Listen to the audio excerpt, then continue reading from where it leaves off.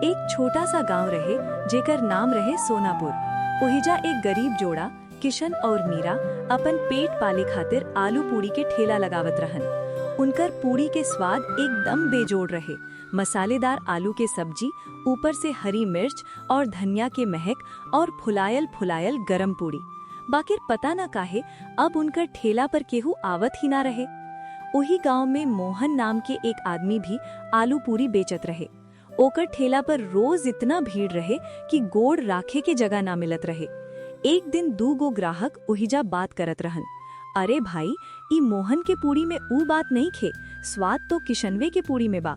बाकिर जाने काहे गोड़ अपने आप मोहनवे के ठेला ओरी खिंचाइल चल जाला। दूसरा बोलल, सही कहला रे भाई, पहले त रोज किशनवे के पूड़ी खात रही।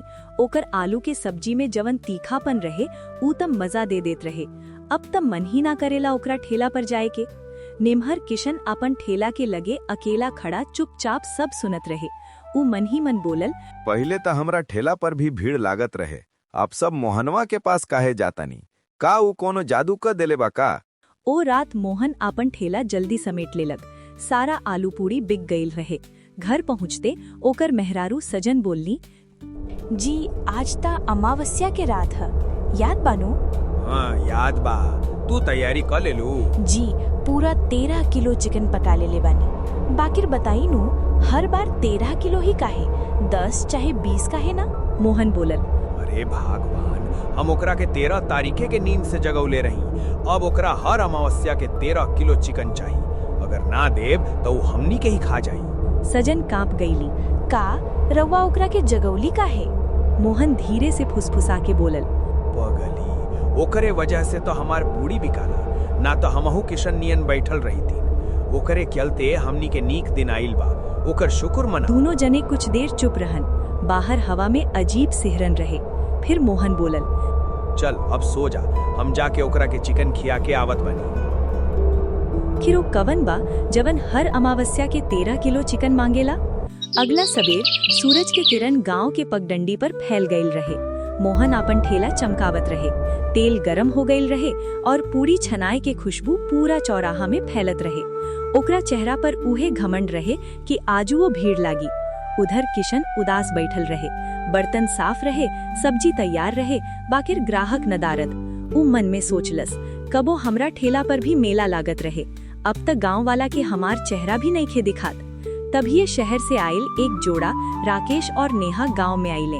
वो लोग एक गांव वाला के रोक के पूछल, हमनी नया बानी जाए गांव में, नाश्ता करे के बा, बताई कहाँ नीक मिली? सबसे बढ़िया तब मोहन के ठेला पर मिली, एहजा पास में बा।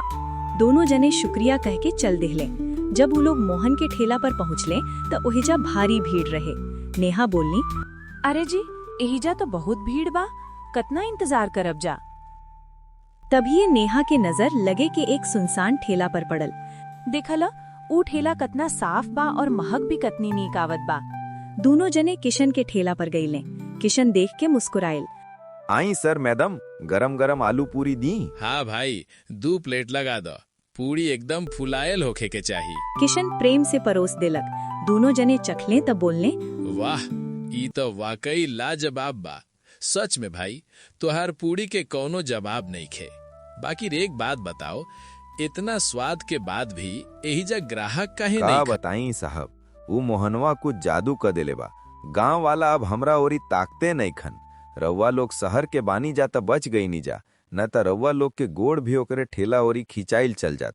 अरे भैया, ऐसन कुछ ना होला। आपन करन देखी, जादू टोना के दोष काहे देत बानी? इतना कह के उ लोग चल दिहले। बाकिर मोहनी सब दूर से देखत रहे। उ तुरंते अपन ठेला समेटलस और जंगल ओरी निकल गईल। अनहार होए लागल रहे। जंगल के भीतर उ एक पुरानी गुफा में गईल। भीतर से कोनो मंत्र के आवाज आईल। हवा भारी हो गईल और 10 मिनट बाद उ पसीना पसीना होके बाहर निकल आईल। अगला सबेर उहे शहर वाला लोग फिर निकलने। नेहा बोली, सुनत बानी, पता न काहे हमार मन ओही मोहन के ठेला पर जाए के करता। राकेश बोलल, हमरो कल तो हम कहले रही कि भीड़ ज्यादा बा, बाकिर आज मन ओहिजा जाए खातिर तड़पत दोनों बा। हसत हसत मोहन के ठेला पर पहुंच गईले। दूर से किशन देखत रहे। ओकर चेहरा सफेद पड़ गईल। तब ओकरा पर भी जादू चल गईल। जब वो लोग नाश्ता करके लौटत रहन त गांव के मुखिया मिलने। कैसन बाड़न जा शहर वाला बाबू, हमार गांव कैसन लागल? राकेश बोलल। बहुत सुंदर गांव बा मुखिया जी, बस एक बात अजीब बा। कल हमनी किशन के ठेला पर गयल रही जा, आज जाने काहे हमनी के गोड़ अपने आप मोहन के ठेला मुखिया ओरी हंस खिंचा के गए। बोलने, ना बाबूजी, स्वाद ऐसन बा कि लोग खिंचाइल चलावेले। बाकी राकेश और नेहा के मन में सवाल रहे। सांझ के समय किशन के द्वार पर दस्तक भइल। किशन द्वार खोलस त सामने राकेश और नेहा खड़ा रहन। किशन जी, जौन रउआ कहले रही उस सांच लागता। हमनी मोहन के जंगल ओरी जात देखले बानी जा। एक थैला में कुछ रहे, शायद ओहिजा कोनो राज छिपल बा। चलो आज ओकर पर्दा फास कइल जाओ। तीनों जने जंगल ओरी चल देहले। हवा ठंडा रहे, सन्नाटा पसर गईल रहे। सुनला, ई कैसन गंध बा? चिकन के महक नियन। कुछ दूर गईला पर गुफा दिखाइल। गुफा के भीतर से कोनो मंत्र पढ़े के आवाज आवत रहे। किशन बोलल, ई आवाज त मोहनवे के लागत बा, हमरा डर लागता, वापस चली। ना नेहा जी, अब पीछे ना हटे। तीनों जने धीरे धीरे गुफा के भीतर गईले। ओ रात के बाद किशन, राकेश और नेहा के केहू दोबारा ना देखल गईल।